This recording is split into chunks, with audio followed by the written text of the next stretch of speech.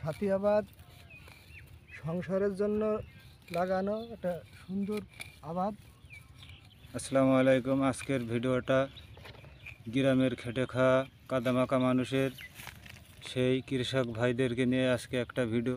আমার ভিডিওগুলো যদি আপনাদের ভালো লেগে থাকে অবশ্যই আপনারা কে কোথা থেকে দেখছেন, দেশ ও বিদেশি ভাইদেরকে নিয়ে বলছি, আপনারা অবশ্যই একটা লাইক একটা কমেন্ট শেয়ার করে যাবেন।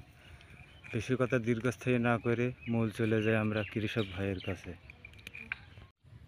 আসসালামু আলাইকুম কাকা, কেমন আছেন? ওয়ালাইকুম আসসালাম। আল্লাহর রহমতে খুব ভালোই আছে ইনশাআল্লাহ। যাক, এই যে আপনার ভুঁইতে দেখছি বিভিন্ন ধরনের আবাদ করেছেন, যেমনটা দেখতে পাচ্ছি পাতাকপি আছে, ঝাল আছে, পটল আছে, ক্ষীরা আছে, পেঁয়াজ আছে, ভাতি পেঁয়াজ লাগানো আছে, বিভিন্ন ধরনের রসুন আছে। রসুন আছে। হ্যাঁ, এ বিষয়ে আপনি আসলে যে সাথী আবাদ করে আপনি কেমন লাভবান মনে করছেন?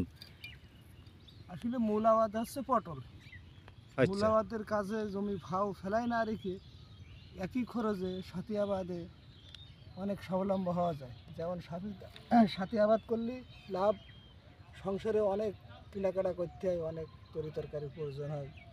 এই ফাঁকে ফাঁকে সাথী আবাদ দেওয়ার এই জন্যে আমি দিই, যাতে সংসারের চাহিদাটা মেটাতে পারি।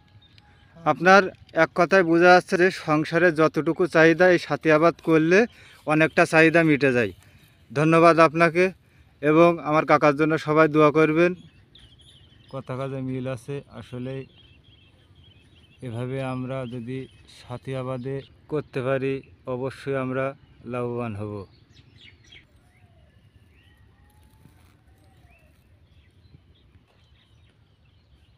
আসসালামু আলাইকুম। আজকের